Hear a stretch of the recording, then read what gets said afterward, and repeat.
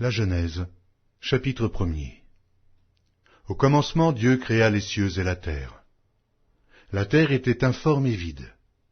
Il y avait des ténèbres à la surface de l'abîme, et l'Esprit de Dieu se mouvait au-dessus des eaux. Dieu dit que la lumière soit, et la lumière fut. Dieu vit que la lumière était bonne, et Dieu sépara la lumière d'avec les ténèbres. Dieu appela la lumière jour, et il appela les ténèbres nuit. Ainsi il y eut un soir, et il y eut un matin. Ce fut le premier jour. Dieu dit qu'il y ait une étendue entre les eaux, et qu'elle sépare les eaux d'avec les eaux. Et Dieu fit l'étendue, et il sépara les eaux qui sont au-dessous de l'étendue d'avec les eaux qui sont au-dessus de l'étendue. Et cela fut ainsi. Dieu appela l'étendue ciel. Ainsi il y eut un soir, et il y eut un matin. Ce fut le second jour. Dieu dit que les eaux qui sont au-dessous du ciel se rassemblent en un seul lieu, et que le sec paraisse. Et cela fut ainsi. Dieu appela le sec terre, et il appela l'amas des eaux mer. Dieu vit que cela était bon. Puis Dieu dit que la terre produise de la verdure, de l'herbe portant de la semence, des arbres fruitiers donnant du fruit selon leur espèce, et ayant en eux leur semence sur la terre. Et cela fut ainsi. La terre produisit de la verdure, de l'herbe portant de la semence selon son espèce, et des arbres donnant du fruit, et ayant en eux leur semence, selon leur espèce. Dieu vit que cela était bon. Ainsi, il y eut un soir, et il y eut un matin. Ce fut le troisième jour. Dieu dit qu'il y ait des luminaires dans l'étendue du ciel pour séparer le jour d'avec la nuit, que ce soit des signes pour marquer les époques, les jours et les années, et qu'ils servent de luminaires dans l'étendue du ciel pour éclairer la terre. Et cela fut ainsi. Dieu fit les deux grands luminaires, le plus grand luminaire pour présider au jour, et le plus petit luminaire pour présider à la nuit. Il fit aussi les étoiles. Dieu les plaça dans l'étendue du ciel pour éclairer la terre, pour présider au jour et à la nuit, et pour séparer la lumière d'avec les ténèbres.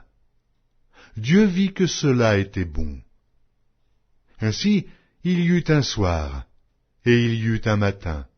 Ce fut le quatrième jour. Dieu dit que les eaux produisent en abondance des animaux vivants, et que des oiseaux volent sur la terre vers l'étendue du ciel. Dieu créa les grands poissons et tous les animaux vivants qui se meuvent, et que les eaux produisirent en abondance selon leur espèce. Il créa aussi tout oiseau ailé selon son espèce. Dieu vit que cela était bon. Dieu les bénit en disant « Soyez féconds, multipliez, et remplissez les eaux des mers, et que les oiseaux multiplient sur la terre. » Ainsi, il y eut un soir, et il y eut un matin. Ce fut le cinquième jour. Dieu dit que la terre produise des animaux vivants selon leur espèce, du bétail, des reptiles et des animaux terrestres selon leur espèce. Et cela fut ainsi.